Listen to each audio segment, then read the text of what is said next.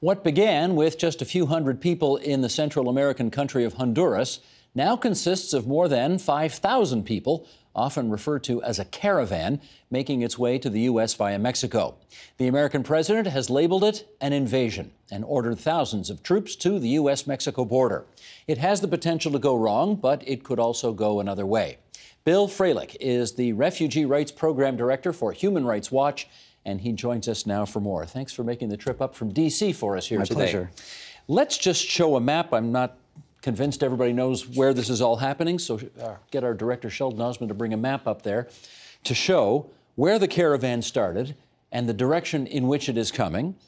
And why don't we just get you to give us some of the background on this? How did this even get started to begin with? Well, it starts, as you can see on the map, in San Pedro Sula, which is a town with one of the highest murder rates in the entire world. Gangs dominate. The government is not able to control the gangs that are operating there. And people, if they have an opportunity to flee, will.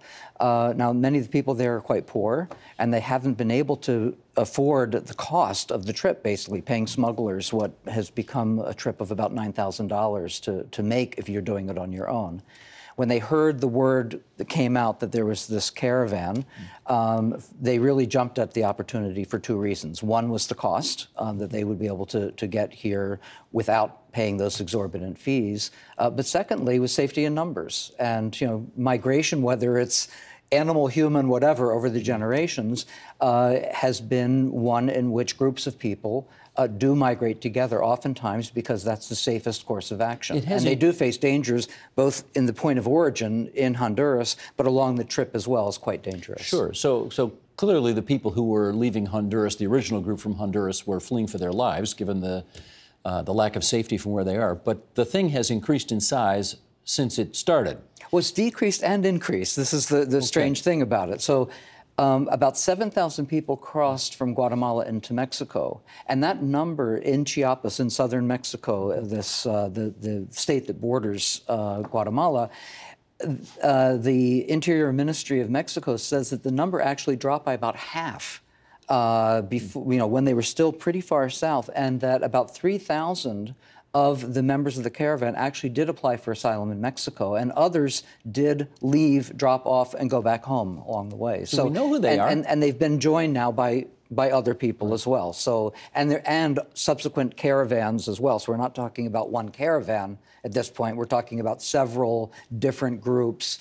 And they're amorphous, and they do tend to split and break off. And some are, you know, hopping on a truck, and others are walking behind. So this is not a super organized, finite sort of group. Yeah, exactly. Pretty organic. Who are they? These are, despite what the President of the United States has said about Middle Easterners and you know, bad guys that are in it, this is overwhelmingly family groups. There are a lot of children that are in the group. They are overwhelmingly Honduran and Salvadoran, some Guatemalans mixed in as well. But basically, if you come from the Middle East and you've gotten that far, you could take a bus and go further. There's no reason in the world for someone from the Middle East to join this caravan, and there's no evidence whatsoever that they have. What does past practice tell us about what percentage of the eventual group, caravans, use whatever nomenclature you like, what does past practice tell us about what percentage will actually be genuine refugees fleeing for their lives versus economic migrants who are simply trying to do better? Well, clearly, you know, there is a mix of motivation, and the fact that you're poor and you have economic motivations, of course, doesn't forfeit your claim to being a refugee that's fleeing persecution as well. So people can, at the same time, have an economic motivation and be fearing for their lives. So we just want to make that clear, that it's not necessarily, you know, one excludes the other. Got it. But there are people that are economic migrants that don't have an asylum claim, or don't have, you know, will not be able to establish that claim. At the moment, it's for Central Americans, it's about 9 out of 10 that get rejected. One of the problems is, in looking at the past practice, however, is that Attorney General Sessions, no longer Attorney General of the United States, but until recently, he actually put a decision forward to constrain the immigration courts in the United States to basically use a much narrower interpretation of the Refugee Convention definition, which has heretofore basically recognized that people fleeing gang violence, domestic violence, where their own government is not able to protect them. In those cases, people have been granted asylum in the past. He's actually saying now we're narrowing this interpretation. And so the drivers, the causes of many of the people in Central America that are fleeing, which are private actors, gang violence, domestic abusers, who are not controlled by those governments, will no longer have that protection. Again, if this stands up in court as well. Let's hear from the president on this, shall we? Of course. You've probably heard enough from the president on this, but on the chance that some of our viewers have not, let's do that. President Trump, go ahead. At this very moment, large, well-organized caravans of migrants are marching toward our southern border. Some people call it an invasion. It's like an invasion. They have violently overrun the Mexican border. You saw that 2 days ago. These are tough people in many cases. A lot of young men, strong men, and a lot of men that maybe we don't want in our country. But again, we'll find that out through the legal process. But they've overrun the Mexican police, and they've overrun and hurt badly Mexican soldiers. So this isn't an innocent group of people. There's a large number of people that are tough. We like to deal in empirically provable facts here, so let's just put that last statement through the truth machine if we can. How much of what he said there is true? It, I think, was a lot of sound and fury in the advance of the elections. Of course, the timing of this caravan, the first one, 3 weeks before the midterm elections, raises all kinds of suspicions of, why would, given these chronic problems, why now you would have a highly visible group of asylum seekers and migrants traveling. And it was a gift, basically, for the president and those that were running on let's call it a xenophobic, anti-immigrant platform, basically. Didn't work in Arizona. It didn't work in Arizona, but by this much. It's Democrats took Arizona Senate race, which they haven't done in 30 or 40 years. Right. So it didn't work there. It didn't work there. But I do think there's an audience that, in the presidential election back in November 2016, the vilification of refugees, scapegoating them, talking about a bowl of Skittles with one poison Skittle in it. These are the kinds of images, these are the kinds of notions that conflate people fleeing persecution with the persecutors, that basically say that, they're bad guys, there are terrorists, there are criminals amongst them. And, while that's always a possibility, we do have systems for screening, and those systems, particularly after 9/11, were really enhanced, and the screening is quite serious and formidable. And if a person really is intending to do harm to one of our countries, coming in as a refugee is really not the smartest way to do that, because they will be under greater scrutiny than any other group of immigrants into the country. I was interested in your reaction when you heard him use the word invasion. He has also used the word infestation to describe the people who are attempting to come to the United States. When you heard those words used, what was your reaction? Well, it is dehumanizing, and it's also a complete exaggeration. It also suggests that when you think of invasions, you think of armies that are invading, that are attacking. And these are people who are actually wanting to present themselves to seek asylum. They are wanting to come and say, help me, give me refuge. And many of them have family members. The reason they want to come to the United States is that many of them are separated family members. So these are children who have a parent in the United States. These are people who have ties and links to the United States and basically are coming because they see the United States as a country of refuge. They see it as a country that will help them and not a country that they would have any interest whatsoever in harming. I want to make sure we don't come across as a little too precious here in Canada, given that we are thousands of kilometers away from all of this, and Canadians do from time to time come off with a kind of haughty air of moral superiority about we're kinder, gentler, and none of this could happen here, etc. I would never say such a thing. You would not, but others have, and we should spend some time here on the issue of how justified the concerns are of people, particularly those who live in border states like Texas and Arizona, to what may be, in their view, if not an existential threat, then certainly a deep concern about the sanctity and safety of their border. Can you speak to that? It's an absolutely legitimate concern. We don't want to dismiss it or minimize it in any way. It's the same concern, by the way, that Lebanese people have when over 1 million Syrians have come into their country and now constitute about a quarter of the total population. And look what's happened to Lebanon. Exactly.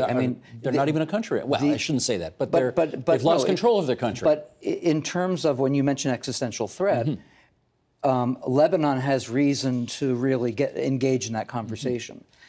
The United States, in terms of its capacity to absorb, to screen, to sort out these asylum seekers, fully has the capacity to do that, and to control the borders. So it's not an either-or choice. We're not talking about open borders, closed borders. We're not talking about respect for human rights or respect for security. You can do both.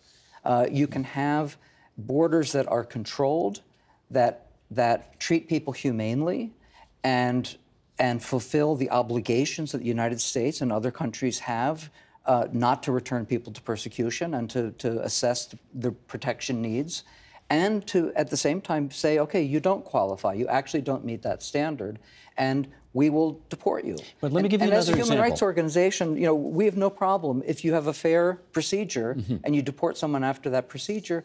You're not going to hear any complaint from us. That's the way it should be. I get that, Bill, but let's look at Germany. 2 years ago, the world was, much of the world was marveling at how Germany had sort of turned its back on its past and opened its borders and welcomed people who were very different from people who were born and raised in Germany.